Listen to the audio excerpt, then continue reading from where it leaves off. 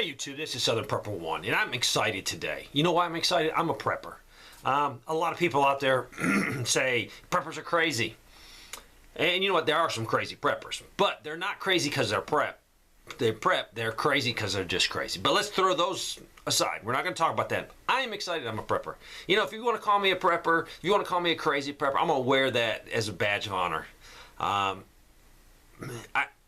A lot of people watch the show Doomsday Preppers. I was on the pilot show of Doomsday Preppers. I was also the expert evaluator for the first 2 seasons of Doomsday Preppers. Some of you know that, some of you don't. So I got a lot of information from a lot of those preppers. I graded them, I evaluated them. Some of them got mad at me for evaluating them so low, but we had a set scale I did, and you know, what you provided me, I graded. I'm in the process of grading myself. And I thought I'd have it done today. I don't, but I'm going to work on it again today. What I'm doing is, how do I stack up? Not against you, not against the preppers that live 5 miles from me. How do I stack up against the event that might happen? The event that I am thinking about is an EMP. Is an EMP going to happen? I have no idea.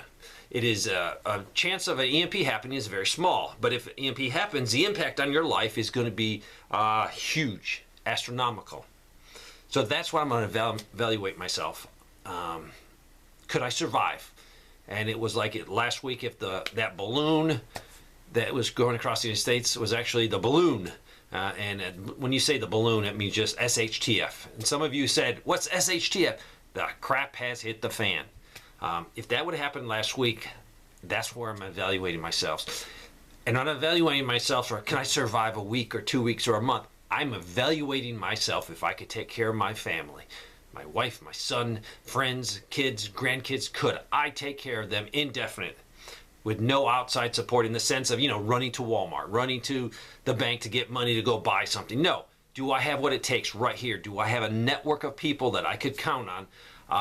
Do I have a communication plan? Do I have every kind of plan, medical plan, with no outside help other than what's in the community? I live in a rural area. So there's not a lot of resources in the sense of, you know, there's not warehouses, factories, but we have woods around us.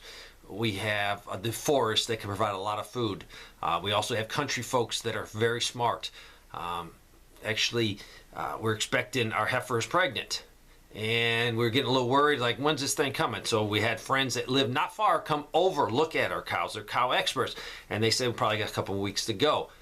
So that's my community. So I'm wearing a smile today because I am a prepper. I don't care. Now, I'm not going to go out and, you know, if you live by yourself in a small community, yeah, don't go outside, put the proud prepper badge on. No, that's your security. Don't do that.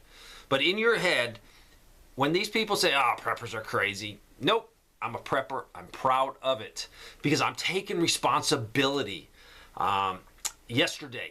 Saturday, Nate, he did most of it Saturday, killed and processed and put all the meat from 2 turkeys in our big cooler on ice. And then we let it sit for about a day in the ice. Then we grind it. So we ground everything yesterday. 54 pounds of meat. And I would say organic meat. It's not, I mean, we're not certified organic, but it's really good quality meat. 54 pounds we put in the freezer yesterday. Ground it all up. That's why I'm smiling today, because I'm prepping. My son is working on his house right now, building a house for his family, not having the government give him a house, not having the government do anything for him, building a house for his family. That's why I'm excited. I want to be responsible. A lot of people say, preppers, you're hoarders. All you do is hoard stuff. Everything I've bought, 99% of it was bought in a time when there was plenty on the shelves. Just overflowing shelves. What did I do? I stimulated the economy. I gave the providers or the suppliers or the manufacturers of all these products that I've purchased business. I bought their products so they can make more. If they're making more, they have a chance to expand their business and make more for everyone else. So am I a hoarder? No, absolutely not. I'm a cheapskate, actually, so I buy things when it's on sale. I put it back, I date it, I label it.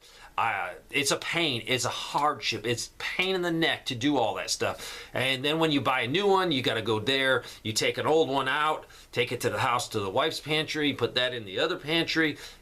It's extreme amount of work, but I'm willing to do that. As we went through the pandemic, I had everything I needed. I had masks. I had so many, and I was blessed because a lady that passed away from cancer, she was dying of cancer, gave me her prepper stash, and in that was literally thousands of masks. I gave so many masks away. I gave masks to emergency responders when this kicked off. They did not have masks. I gave them boxes, not boxes, but boxes, cases of N95. Medical gloves. I had them because this lady had the ability to put back. Then she got sick of cancer. Her husband was dying, so she blessed people.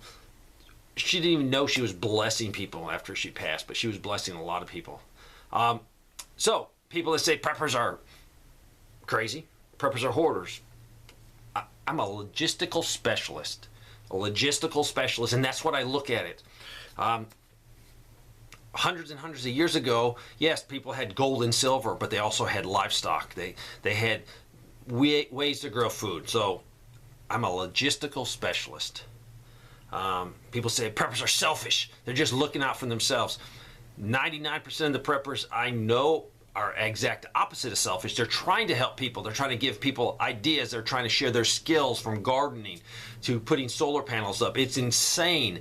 Most preppers are not selfish. If you say preppers are selfish, it might be because people don't want to talk about it to people they don't know, in the sense because they're operational security. They do not want to be a victim.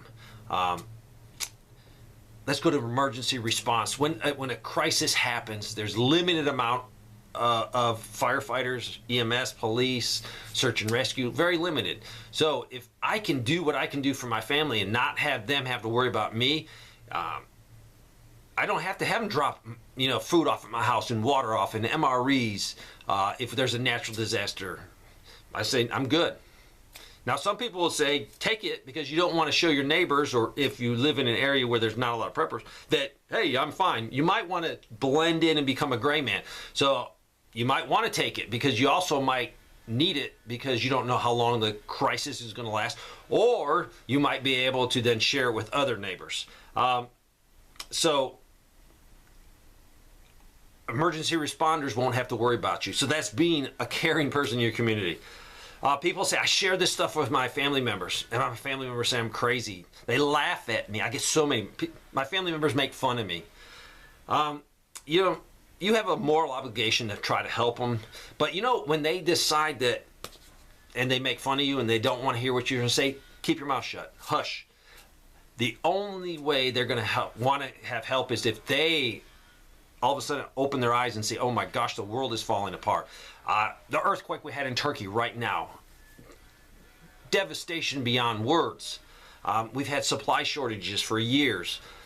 You have so many natural disasters, unbelievable amounts of natural disasters, from ice storms to hurricanes to tornadoes to floods. You go on and on. So if you can prepare and not have to rely on other people, you're actually showing great love to the rest of the people that their eyes aren't open.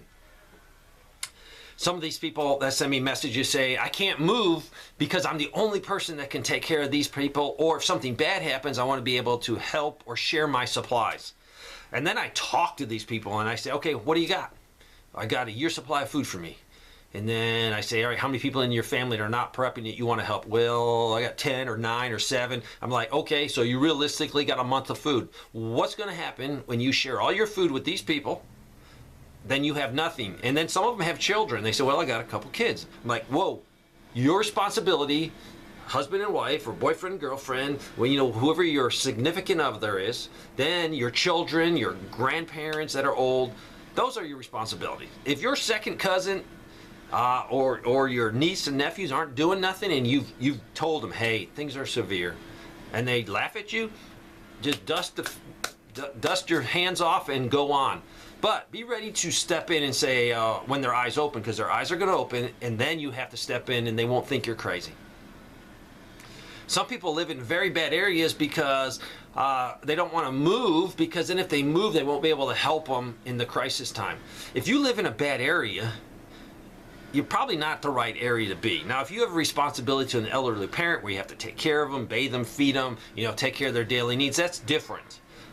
But if you can move into a safer area, at least you can continue prepping, and if something does come up, they can come to you. But don't enable them. Don't say, hey, if the crap ever hits the fan, I got a year's supply of food. You just come to my house. Don't tell them that, because you just enabled them. They're going to say, I don't need to prep. They're going to prep for me, and I just got to show up. Don't do that. Tell them, no, if you want to come, you better bring your own food. My food is for myself and my family. If you're going to come, you better bring everything you're going to need, because I don't have any extra for you. Don't be an enabler or give them an insurance policy. Insurance policies are great. What's an insurance policy? Every month or every year, guess what? You pay a premium. You pay your monthly bill, and then you have protection. So if someone's not paying their monthly bill in the sense of prepping, don't give them protection. You're just enabling them. I'm excited. I'm a prepper. There's been people on YouTube that make fun of us, in the sense, really make fun of us. They've taken my videos and cut apart sections of my security videos, and they say, look, this guy's preparing for zombies or marauders or the Golden Horde. It doesn't bother me. It honestly doesn't bother me. Their eyes are shut. I feel sorry for them, because they're the ones crazy. If you're not prepping at this time, and I'm not saying you got to prep at the level I prep, but if you haven't put back 3 days supply, and I think the government's changed that, you need more than 3 days supply. You better have 2 weeks. So look at Katrina. Look at all these other natural disasters. It could take a week before they get in there. If you're not prepping, you're crazy, not us. We're the sane people. We're taking responsibility for ourselves and our family. So, if somebody calls you a crazy prepper, you're probably doing it right. I hope this helps.